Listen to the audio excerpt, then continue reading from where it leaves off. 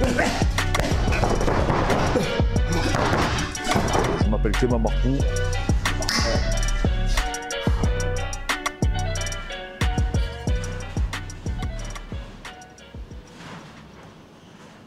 Salut à tous les amis, aujourd'hui on se retrouve, t'as gagné ton pronostic. Ouais, bon, difficilement. Difficilement, mais en tout Après, cas... j'avais pas pris de risque en plus. J'avais pas pris de risque, j'y ai cru. Hein. Pas loin. J'y ai cru, on y reviendra tout à l'heure, mais... Deuxième round. Ouais, j'y ai cru. Quand elle a connecté, j'ai dit ça y est, c'est bon, je vais gagner mon pari. Malheureusement, ça n'a pas été le cas. Il est surpris quand même, il est bien revenu.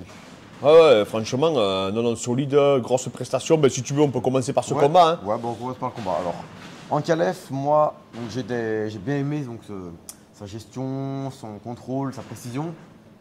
Juste, ce que je lui reproche, c'est qu'il n'a pas pris assez de risques.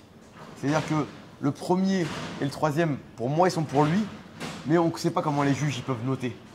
Surtout qu'après, quand j'ai vu les stats des coups de pied en ligne basse, ça avait rattrapé en fait plus ou moins tous les coups qu'Ankalaev avait donnés.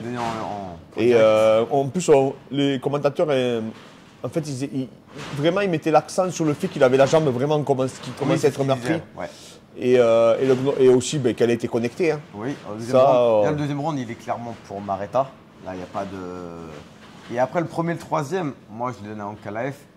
Mais c'était quand même assez serré. C'était un match qui était très disputé. Et donc, tu arrives au quatrième round, Ankalaev, il est. Après, même le cash control, les gens disent que ça a mené à rien. Tu vois. Les coups de genoux, après. Bon, en tout cas, moi, je suis d'accord avec la décision. Oui, je suis d'accord pour qu'Ankalaev il ait gagné. Sincèrement, il n'y a pas de débat à avoir. Pour moi, au minimum, il prend 3 rounds.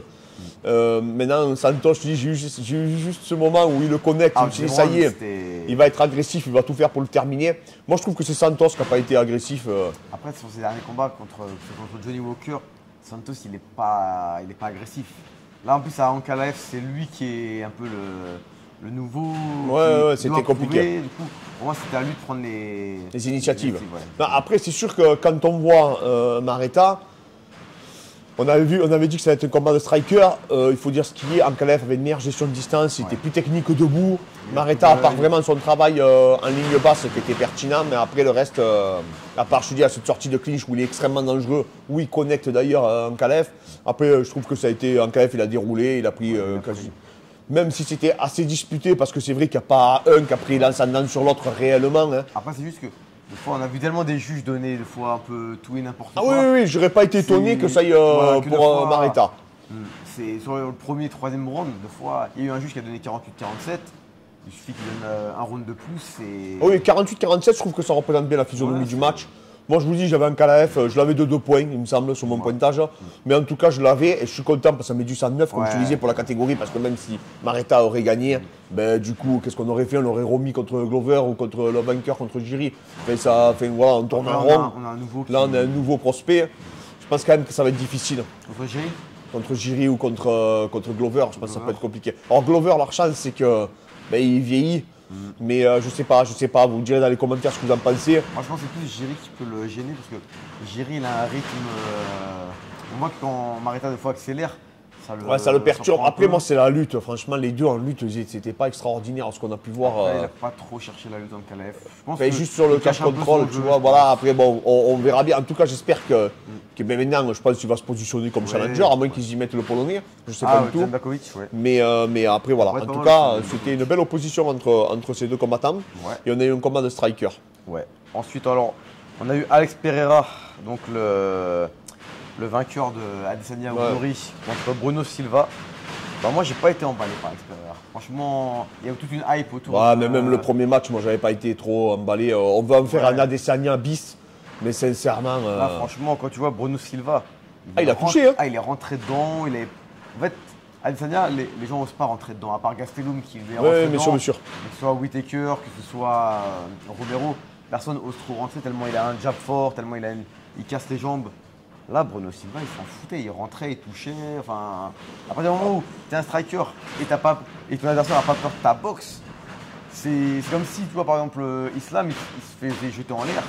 la hype elle redescendrait, tu vois. Ben là, moi je sais que, enfin moi Pereira, même son combat contre Adesanya que j'avais vu en kickboxing, il se faisait quand même dominer. D'accord. Et à un moment donné, il a contré Adesanya, mais franchement, il n'était pas au-dessus d'Adesanya. D'accord. Donc c'est ça déjà à partir de là qui m'avait un peu perturbé la hype.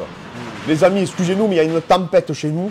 Donc si vous entendez un peu des bruits de fond, c'est parce qu'il y a une grosse tempête à Palavas et Flo. Mais on fait quand même le live. On fait quand même l'émission pour faire le compte rendu. Et donc du coup, non, franchement, moi, j'ai pas été hypé. C'est comme si un lutteur olympique se fait amener au sol, se fait lutter.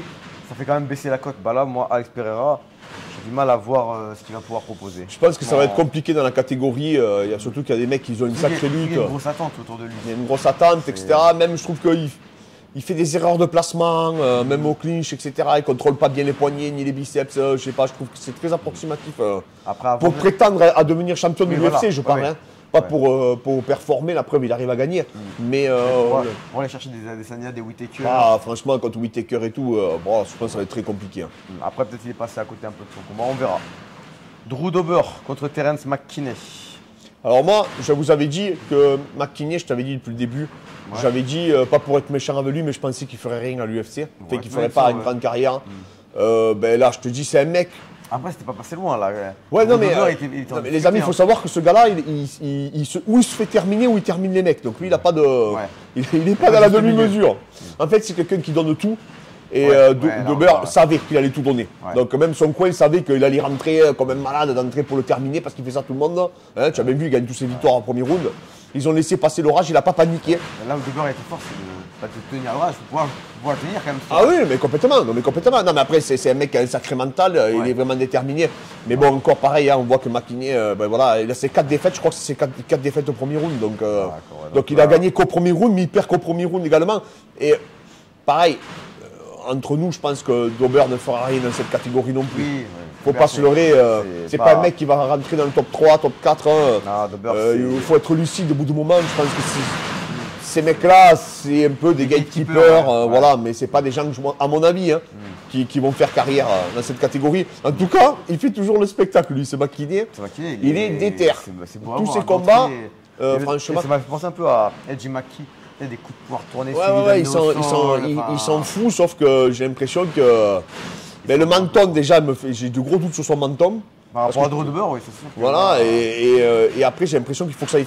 Tu sais, on en reviendra, c'est un peu comme Marlon Moraes ou Cody Garbrandt, il faut que ça aille dans leur sens. Si ça ne va pas dans leur sens, tu as l'impression qu'il s'écroule. C'est une bonne suite vers Marlon Moraes, du coup. Je suis dégoûté. Marlon, tu l'adores en plus, t'aimes bien. C'est un monstre, c'est comme Cody Garbrandt, c'est des combattants que je trouve tellement forts, mais tellement impressionnants en lutte, en boxe, en tout. Comment tu peux vivre une telle déchéance? Bon, il y a des explications, vous avez vu, les coups, c'est pas une nourriture. Maintenant, à peine, ils se font toucher, ni l'un et l'autre, ils s'écroulent. Alors qu'au début de leur carrière, quand tu les voyais, ils prenaient des rochers, ils bronchaient pas. C'est pour ça que je vous dis, on fera vraiment une vidéo avec des neurologues, etc., pour vraiment revenir sur ça. Parce que les coups, c'est pas une nourriture. On a des rugbyman aujourd'hui, ils ont des problématiques même pour tenir un verre. Les gens ne se rendent pas compte, c'est pas. Le capital santé, c'est vraiment quelque chose. De toute façon, on vous fera carrément une vidéo sur ce sujet-là. On fera venir un intervenant spécialiste de ça. Mais là, ça fait peur quand même. Ça fait peur. Je ne sais pas la suite pour lui. Après, c'est donc il a l'air de frapper fort.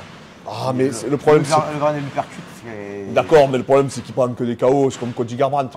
On ne sait pas si c'est les mecs qui tapent fort ou si c'est les mecs, le menton qui ne tient plus. C'est pas le premier KO. Tu vois, José Aldo, il prenait jamais de KO. Il a pris un KO contre Conor. Bon, on s'est dit, oui, Conor frappe fort. Oui. Là, c'est toujours les mêmes combats, quoi. Il se fait toujours connecter au premier round. Donc, au bout d'un moment, il y a, comme Cody Garbrandt, si le combat prochain, il perd par KO au premier round, ça va surprendre personne. Oui. C'est pas forcément déçu, le chinois solide sur cette catégorie, c'est la catégorie des enfers. Ouais, là, c'est 61. C'est très catégorique. C'est la catégorie la plus difficile. On a eu Sodiq Youssouf, donc le Nigérian, que j'avais dit, il faut jeter un œil dessus. Victoire par décision sur Alexia Ceres. Donc là, décision logique, il n'y a pas de. Ouais, décision logique. Après, bon, pareil, c'est pas été. Je pense que ça va être dur pour la suite aussi. Hein. Ouais. Pour aller au bout du truc, ça va être compliqué pour lui. Après, à 66, bon, c'est pareil, c'est le bordel. Hein. On a eu Khalil Rountree, victoire donc par KO sur Karl Robertson, très beau KO. Ouais, c'était une belle opposition. Et la décision donc de Ankalaev sur Thiago Santos Maretta. Il y a eu un combat aussi, on va pas refaire toute la carte, mais il y a eu un combat, tu sais, entre. C'était leur premier combat à l'UFC, c'était la main card de la prélim. Ouais. Et c'était un mec qui était invaincu, qui avait 10 combats. un petit blond costaud, je ne sais pas si tu as vu le match. Ah, je l'ai pas vu. Ben, c'était vraiment pas mal contre un mec avec les cheveux longs. Je ne me rappelle plus du nom hein, parce que ce pas des mecs connus. Et en tout cas, au début, il avait bien démarré. Je pense, à mon avis, c'était un mec qui est issu du grappling. Il a tenté une guillotine, ça s'est mal passé. Et après, il perd à la décision. Mais c'était un combat relativement serré, c'était une belle opposition. C'était le main event de la carte préliminaire. Ah ouais. Allez le voir parce que c'était vraiment pas mal. Eddie Fletcher contre Madsen Nalsberg. Voilà, c'est ça. C'est Fletcher et il est arrivé invaincu, me semble, avec 10 combats. 9 combats, 9 victoires. Voilà, il est arrivé, et franchement, il a donné. Au début, je pensais que ça allait très vite se passer. Il est vraiment costaud. Il a fait une super amenée au sol. Et après, son adversaire aussi, d'ailleurs, il y a rendu. Il a fait une super double leg au dernier round. Non, c'était un beau combat. J'ai pris beaucoup de plaisir à le regarder. Moi, celui que j'ai bien aimé, c'était Javid Basharat contre Trevin Jones. Pareil, en carte préliminaire. Beau striking de Basharat. C'était en. Ah, il cogne, lui. Ouais. Lui, il cogne. Beaucoup d'informations, beaucoup de feintes. J'ai bien aimé. Après, j'ai pas vu le combat de Moutinho, mais il a perdu. Moutinho qui a affronté Sean O'Malley. Ouais, bah alors, moi j'ai vu le match. Hein. Il démarre très bien, Moutinho. Ouais. Il démarre très bien le combat. Franchement, au début, je me suis dit, wow, j'étais vraiment content pour lui. Ouais. Bon, il a affronté un mec, c'est une teigne. Hein, et qui tape très fort. Guido Canetti. Ouais, il tape très fort. Il voulait vraiment chercher que le coup dur. Mais très calme, très posé dans sa boxe. Il cadrait bien son adversaire, Moutinho. Et il touchait, hein, c'est lui qui touchait, que vraiment l'autre il le faisait mettre en boule, etc. Et à un moment donné, il s'est fait un peu toucher. Et l'autre, franchement, il a capitalisé. Et à mon avis, c'est un sacré cogneur parce qu'il a l'air d'être une pile électrique, l'autre. Moutinho, il avait eu du mal à terminer par un Ah non, mais c'est l'arbitre qui a arrêté le combat. Hein, parce qu'il ne tombait pas, Moutinho. Mais bon, il fallait qu'il arrête le combat parce qu'il était vraiment touché. Mais en tout cas, Moutinho, je trouvais, tu verras, très calme, très posé dans sa boxe. Vraiment, je me suis dit, ça y est, il va dérouler et il va gagner aisément ce match. Et malheureusement, il s'est fait cueillir et l'autre a bien capitalisé. Il a bien. Non, en tout cas, c'est un UFC qui présentait des combattants en devenir. Ouais. Donc des combattants sur qui va peut-être falloir miser dans les avenirs proches. Sodiq Youssouf, je pense qu'il peut quand même faire, pas aller au titre, mais il peut quand même faire une belle prestation. En 66, bon, même si c'est quand même qui a été relevé, il a quand même une grosse lutte, un gros grappling, une bonne défense de sol. Donc à voir après comme je dis souvent, de toute façon, c'est l'avenir qui va nous le dire et on ne connaît pas en fait la capacité qu'ils ont et surtout ce qu'ils sont capables de faire en fait pour la marge de progression qu'ils vont avoir, dans quel contexte ils évoluent. Parce que c'est vrai quand tu le vois, tu te dis qu'effectivement il peut avoir le potentiel peut-être d'aller chercher des top 10. Mais quelle marge de progression, depuis combien de temps ils s'entraînent. Et c'est ça aussi qui la plus grosse problématique quand tu as l'UFC, c'est que tu as des mecs qui arrivent à 22, 23 ans, tu te dis c'est bon, ils ont tout leur temps devant eux, mais ils ont déjà atteint un plafond. Comme dit Fred, c'est comme au foot. Hein. Tu peux être footballeur professionnel, mais pas tout le monde est fait pour être ballon d'or. Et malheureusement, on le voit, McKinney par exemple, c'est l'exemple type. Oui, il a des qualités. Oui, mais c'est pas. On l'a bien vu, je pense que c'est vraiment pas un prospect, malheureusement. C'est la KT à Charles de Bronx. De Bronx, il a mis du temps avant de percer, mais il avait quand même le potentiel pour percer. Ouais, et c'était un génie. De Bronx, tout le monde disait déjà au Brésil que c'était un génie. Maintenant, c'était un génie que psychologiquement, il avait un peu de. Ouais, c'était difficile. Et il faisait des gros cuttings aussi. Il me semble que même De Bronx a commencé sa carrière à 67 kg à l'UFC. 66, ouais.